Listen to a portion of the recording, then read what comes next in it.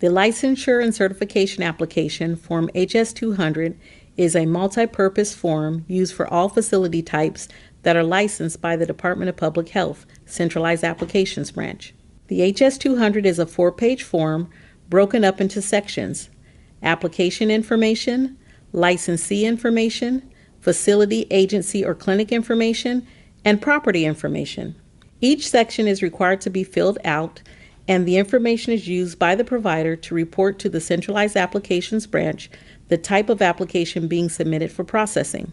During this instruction, I will provide an overview of the information required for each section. I will use the term facility when also referring to a clinic or agency. I will also use the term CAB when referring to the Centralized Applications Branch. Let's begin. Page 1. You will notice on the top right corner of page 1, there is a box that states for departmental use only. Please do not enter any information in this box. Section A, Application Information. Number 1, Type of Application. It is really important to identify the correct type of application you are submitting. There are 4 choices: initial, change of ownership or CHOW, management company, or other change. Select initial if you are applying for initial licensure. This means that you have never been licensed. Change of ownership or CHOW. You are licensed and are changing ownership. You would only select CHOW when the proposed licensee's employer identification number, or EIN, as assigned by the IRS, is different from the current owner's EIN. If the EIN has not changed, the application type is considered a stock transfer. Management company. Information regarding a management company will be provided in Section C.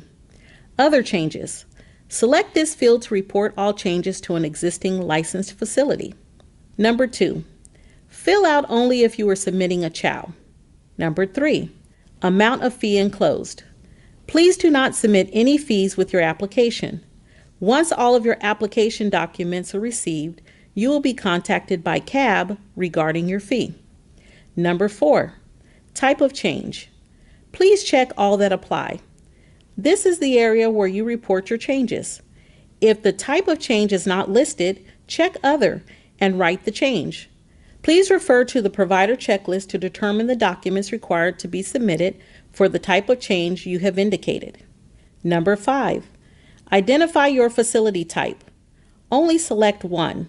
If you own multiple facility types, you will need to submit a separate application for each. Number 6 and 7 requires a yes or no answer if you are applying for Medicare or Medi-Cal. If yes, fill out the corresponding fields. Number 8. If you are already licensed, enter the current and proposed bed or capacity. For initial licensure, only enter the proposed bed or capacity. Number 9. Enter a numerical age range of the clients that you currently or propose to serve. Number 10. Provide the days and hours of operation. Number 11. Is construction required? Yes or no. If your facility is undergoing construction, enter the anticipated starting and ending date of construction. Page 2, Section B, Licensee Information. Number 1. Licensee name as filed with the Secretary of State. Number 2. Federal employer's tax ID number. Enter the EIN number assigned to you by the IRS. Number 3. Owner type. Select one and submit your organizational chart if your owner type is B, C, D, or E. Number 4. Provide us with the licensee address, including city, state, and zip code, telephone number, email address, and fax number. Once you are licensed, this is the address where the license renewal is mailed. Number 5A. If the licensee listed in number 1 owns other facilities, list them here. Please read 5B and, if applicable, follow the instructions. Number 6. Fill this out when the licensee listed in number 1 is owned by another organization. Here's a tip. The organization must own 100% of the licensee in order to be considered a parent company. The organization will have their own EIN. Page 3, Section C, Facility, Agency, or Clinic Information. A management agreement only applies to skilled nursing facilities, or SNF, a SNF intermediate care facility, ICF, general acute care hospital, and adult day health centers. Number 1A, management company agreement is between the management company and the proposed licensee. The proposed licensee has entered into an agreement to operate the facility on their behalf. The application provides additional information regarding management companies in Section E and Attachment E1. Number 1B, interim management agreement is between the current and proposed licensee. The current licensee has given the proposed licensee the authority to operate the facility until the CHOW is approved and a new license is issued. Number 2, proposed and current facility name. When applying for initial licensure, do not enter any information for the current name. For any changes to the name of the facility, you would enter both a current and proposed facility name. Number 3, this is the physical location of the facility. Please include the street address, city, state, and zip code, as well as the telephone number.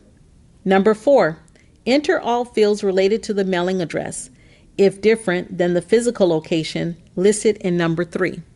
Number 5, name a person to be in charge of the facility. This is the person that CAB will communicate with regarding the facility. Number 6, provide the name of the facility administrator and director of nursing or director of patient care services, their date of hire, professional license number if applicable, and expiration date. Number 7 is used to identify licensee ownership of 5% or more. Here's a tip. Please ensure when listing names of individuals, you provide the EIN number and not the Social Security number. Number 8, 9, and 10 apply to providers of SNFs and ICFs. Page 4, Section D, property information. Number 1, property ownership. Check 1 and submit evidence of control of property. The evidence of control must contain the physical address of the property. Number 2, owner of record. Provide the name and address of the property owner or property management company. The lessee is the same name and address of the licensee and is between the property owner and the licensee. The licensee becomes the sublessee when control of the property is between the owner and someone other than the licensee. The licensee can sublet the property with the approval from the owner of record. The applicant must submit the master lease, sublease, and written approval from the property owner acknowledging the sublease. Section E, Management Company, was discussed earlier during this instruction. Please refer to Attachment E1. Section F requires the signature of the owner or person with the authority to submit the application. The application is signed under penalty of perjury that statements on the application and accompanying attachments are correct. The instructions on how to complete the HS200 and Attachment E1 are located after page 4 of the HS200. If you have any questions regarding how to fill out the HS200, please call the CAB main line at 916-552-8632 or submit an email to cab@cdph.ca.gov. CAB staff will respond to your inquiry within 48 hours. Thank you for your time. I hope this really helps.